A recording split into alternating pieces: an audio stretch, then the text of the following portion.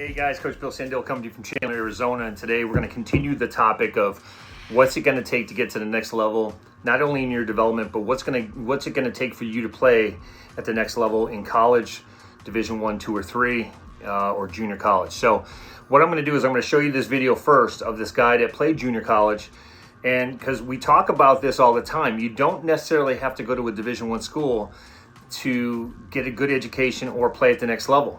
And so watch this video. We're going to come back and talk about this because I think this is what's being lost in a lot of translation, and kids don't understand this. They think they have to go to the best schools to play.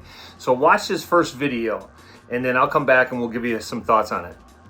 Put you guys on to not just one of the best college baseball players in the country, but one of the best nicknames in all of sports. This is Troy's Jabe Boroff, aka Jabe Ruth. So this kid spent the last 2 seasons at Enterprise State Community College, and his statistics were flat out jaw-dropping. As a freshman, he won the Alabama Community College Conference Triple Crown. And then as a sophomore, he hit .452.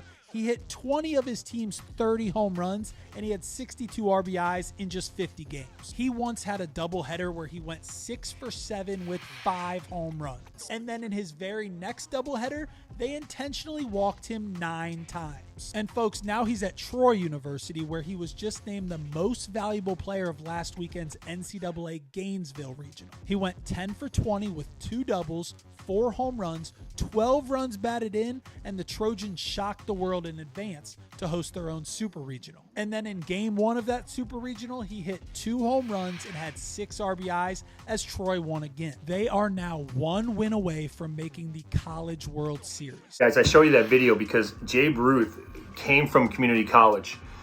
What he did was he honed his skills where he could play.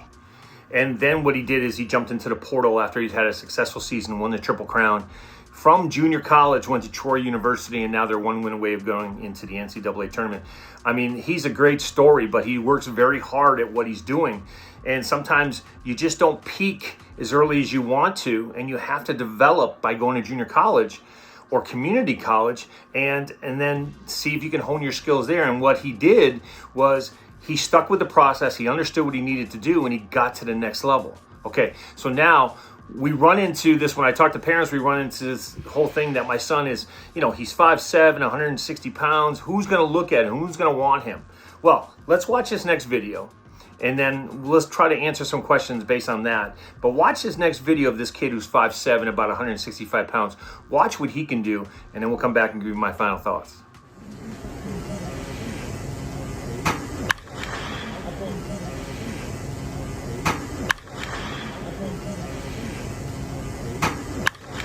That ball's way gone. Light tower power. Oh, Leo? Beast.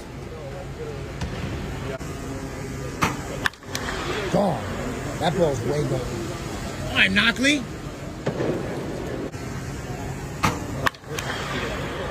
108?